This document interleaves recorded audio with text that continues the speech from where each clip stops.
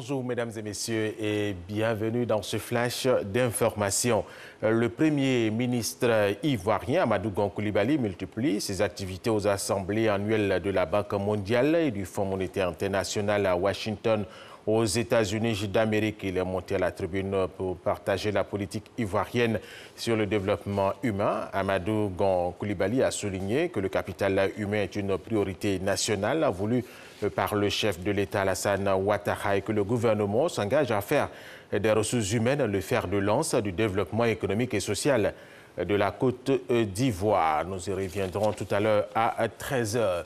Le gouvernement ivoirien a décidé de permettre aux malades du cancer du sein de se soigner gratuitement, un véritable ouf de soulagement donc pour ces malades qui, pour certains médicaments, pouvaient débourser plus d'1,5 million francs CFA, ce qui n'est pas à la portée de toutes les bourses.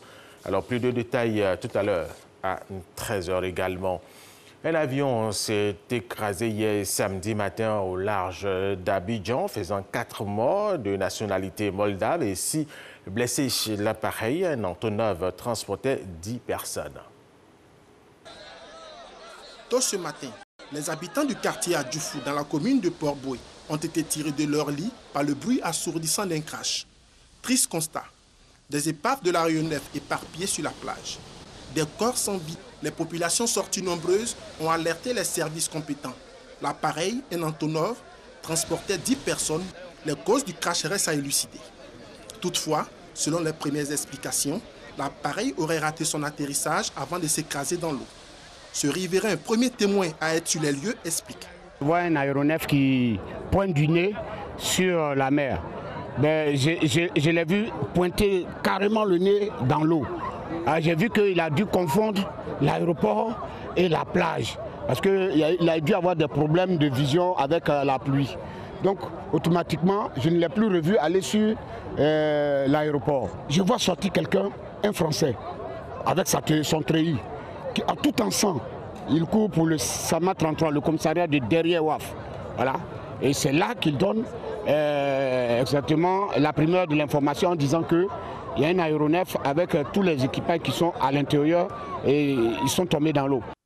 Aussitôt informés, les ministres de l'Intérieur et de la Santé se sont rendus sur les lieux du drame. Ce matin, un avion de type Antonov s'est écrasé donc sur la plage, ici à Port-Boué, avec à son bord 10 passagers, donc, y compris les membres de l'équipage. Sur les 10 passagers, nous enregistrons 4 personnes mortes et les 6 autres qui sont blessés.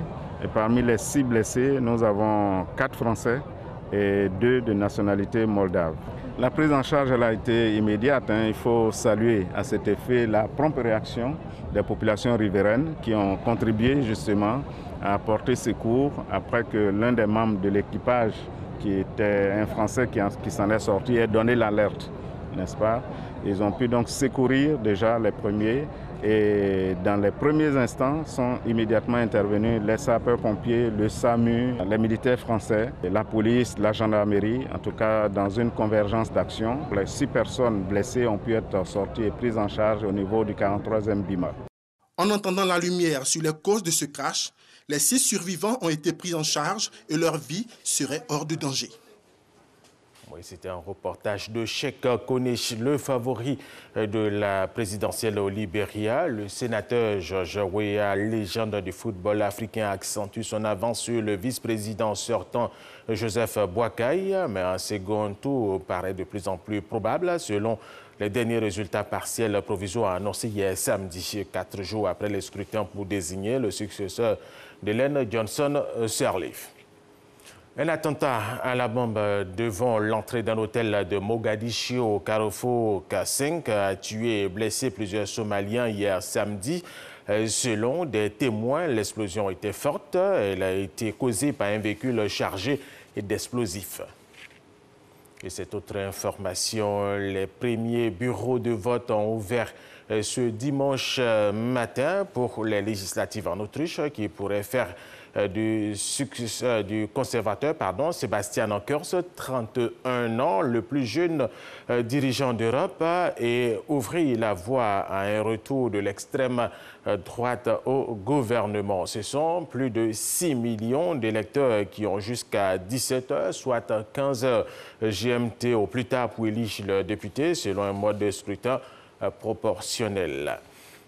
Terminons avec cette information, le magazine de ce dimanche pour thème la neurochirurgie. En Côte d'Ivoire, nous allons donc parler de médecine qui traite les affections du système nerveux. Ce sera avec le professeur Aïdaha Aïderim, neurochirurgien, chef de service de neurochirurgie au centre hospitalier universitaire de Bouaké. Et ce sera tout à l'heure à 13 h. Et rassurez-vous, c'est technique, c'est médical, mais le professeur Aïdaha sera bel et bien là pour tous les détails. Voilà, c'est la fin de ce flash d'information. Merci de l'avoir suivi. Rendez-vous à 13 h.